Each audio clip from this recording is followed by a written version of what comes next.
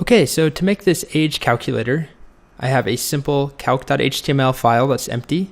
I'll fill it in with my standard boilerplate. Let's put age calc as the title. Let's put a little h1 again that says age calc solution and save it. Next, we're going to make our JavaScript file, which I will call calc.js. And I'm going to put a alert in there just to make sure it's connected. I have my files connected okay. I go to my calc.html and I'll add in my script tag with source equals calc.js. And there's one thing I want to show you here. If I save this and I go open it in the browser,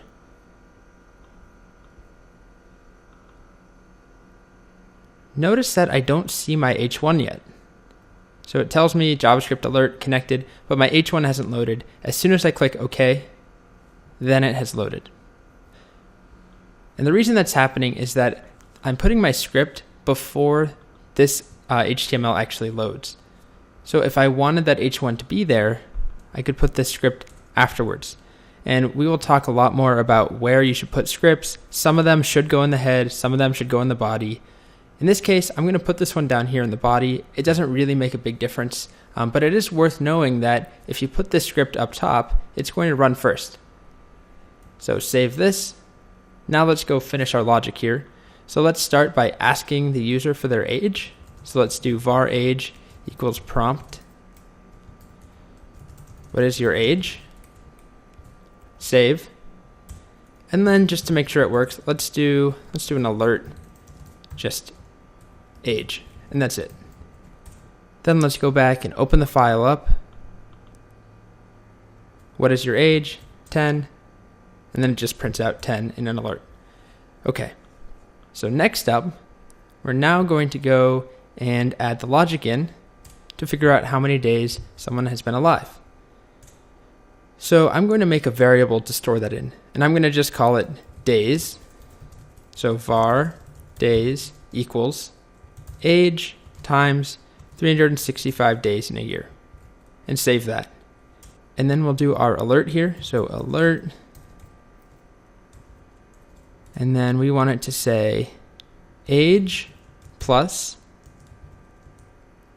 years is roughly plus the number of days plus the word days. So this should say whatever the age is, years is roughly whatever the days is, days. So let's test that out. Refresh. What is your age? 3. 3 years is roughly 1,095 days. One small adaptation we can make is that this doesn't account for leap years.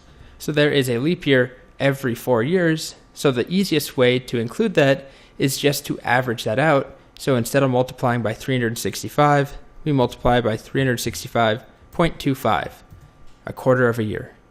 Now if we try this again, let's say that we are 50. We now get 50 years is roughly 18,262.5 days.